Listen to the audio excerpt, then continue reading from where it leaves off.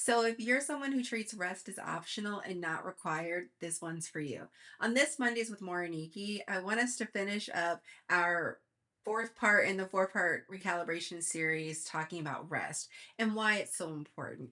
And I think that we're in a time where rest is treated almost like a dirty word, and it's treated as something that you have to earn, as opposed to it actually being an important part of your strategic approach to executing at a high level. And so I really want to invite us to have a mindset shift around how we're thinking about rest, how we're talking about rest.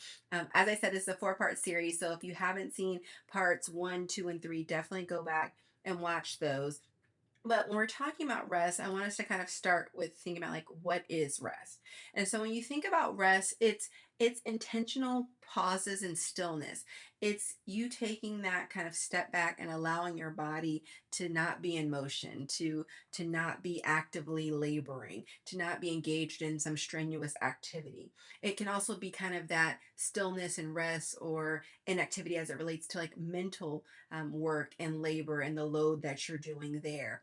It can speak to kind of relaxation. It can speak to being in a state of sleep, but I want to, we'll come back to that.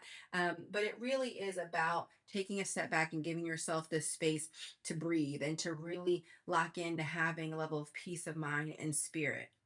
And so when we're thinking about rest, and that all sounds, I think, good to me, like we have to ask, like, why don't people rest? Why are more people not engaging in rest? And I would say that, there's a few things. One is around guilt. And I think that sometimes people feel guilty. Again, like I haven't earned rest, I have so much to do.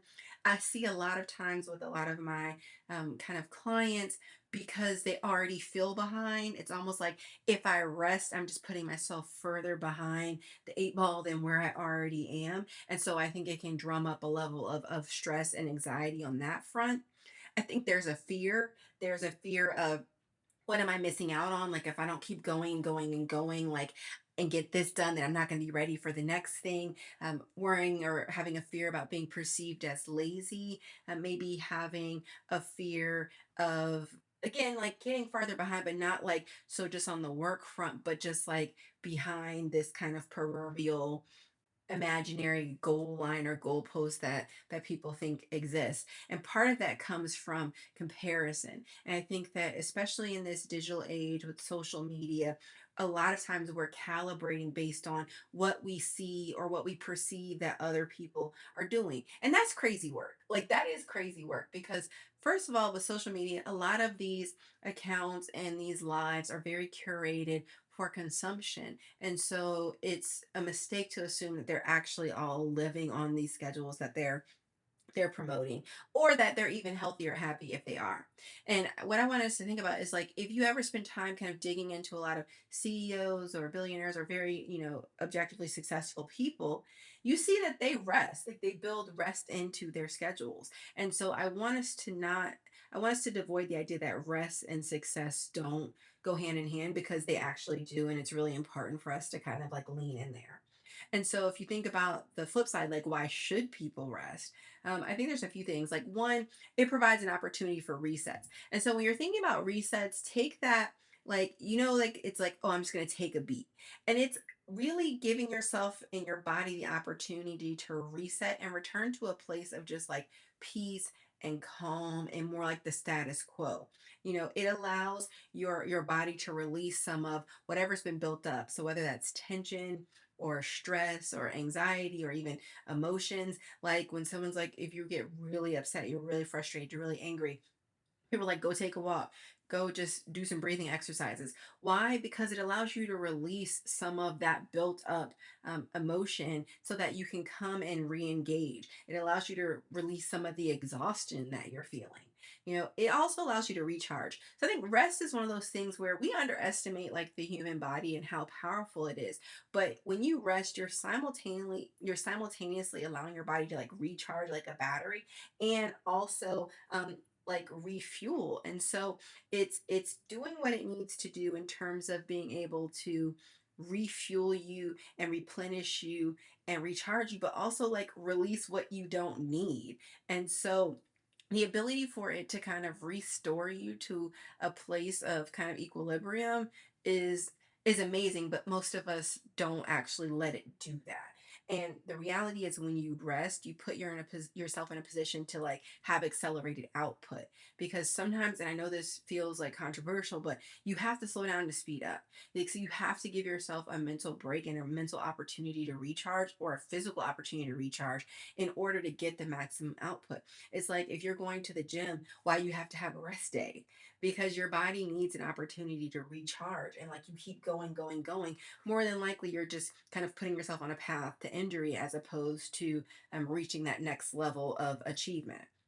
And so again, it lets you recalibrate. And so when you take a step back and you actually rest, you can come back into a situation and have better perspective. You can have clearer vision on what the thing is like, and what is required. A lot of times, especially in heightened states of emotion or even exhaustion, we start to see a very skewed picture. And so when you rest, it gives you an opportunity to just kind of put things into perspective and come back with a bit of a clearer head. And so when we think about rest, there's also some assumptions that I think people make about rest that I want to tackle really quickly. One, sleep does not necessarily equal rest. And you can fight me on this, but I guarantee that every person watching this, you have had a full night's sleep before and not woke up rested.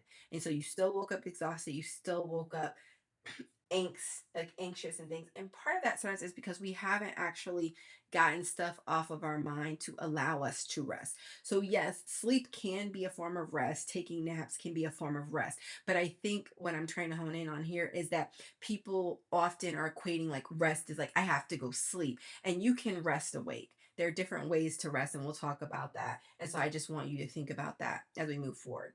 Rest doesn't have to also be a long period of time. I think that sometimes, people are like, oh, I don't have an hour to rest, or I don't have 2 hours to rest. And rest could be 5 minutes, rest can be 15 minutes.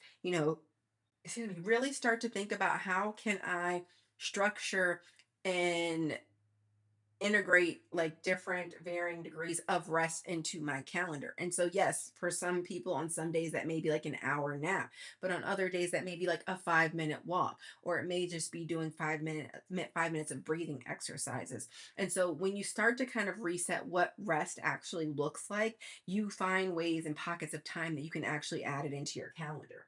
And we have to divorce ourselves from this idea that like it's only for the weekends or vacay, because I always hear people talking about like, oh, I'm gonna rest on the weekend, or oh, I'm gonna rest when I get to vacation.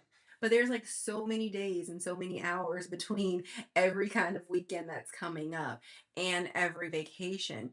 And what's happening is that instead of strategically resting on a daily basis so that our battery isn't getting, below a certain level of depletion, we're just letting that thing go to zero and then magically expecting it to be fully recharged on the weekend.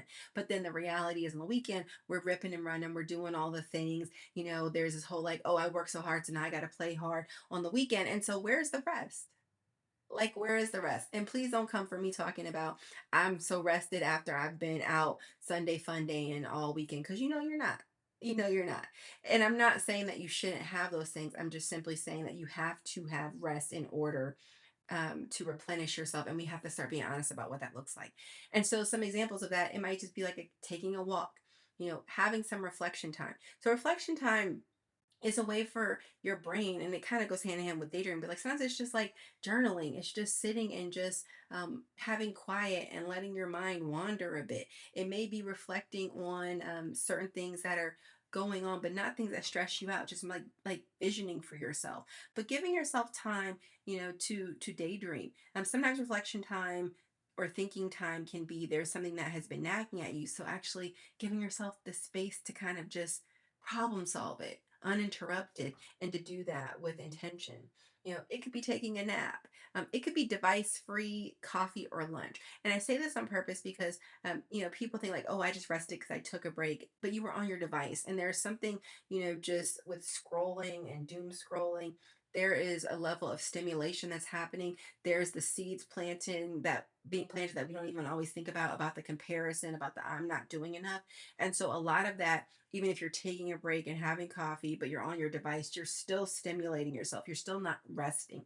And there's something about just thinking, I'm going to take this cup of coffee and I'm going to enjoy it and I'm going to drink it and I'm not going to like be responding to emails or doing this. Like it's 5 minutes, but it's 5 minutes of calm. It's 5 minutes of peace. And we have to believe that we can make 5 minutes for ourselves. And if you're working in a way that you can't even make 5 minutes, then there's a real hard reset that probably needs to take place. It can be prayer, meditation, arts and crafts like coloring. I like to crochet, so that's a thing. And it can be breathing exercises, time in nature, taking breaks, break from people. And by that, I mean certain people. You know, there's certain people who have a level of perhaps special vibes. Their personality agitates you in a certain way, and so sometimes you have to take a break and go do a lap and breathe. You know, so I find it can be helpful to do breathing exercises before going into conversations with certain people, or when I come out of conversations with those people, so I don't then take that energy into my next discussion. Do you know what I mean? And I gave you a lot of examples because I also want you to see that these things don't have to take a lot of time, and you can mix and match and pick based on what works for you. If you're working from home, then maybe you're going to be leaning into the taking a walk or spending time in nature. If you're in office, maybe it's like I need to do some breathing exercises before or after the call, or I'm going to come in and take 5 minutes with my coffee before I start talking, but it's just think about it. It doesn't have to be overcomplicated. And that's, I think, one of the main things I want us to get is that we make rest like this overcomplicated thing, and it really doesn't have to be that deep. It really can just be something that you're building in and not over engineering, but doing with intention. And that's the thing. It's like I want you for your kind of assignment, if you will, for the week, but just to think like, what is one thing that I can do on purpose every day to build in a little pocket of rest for myself? So drop a comment and let me know what that thing is, and I'll talk to you next week.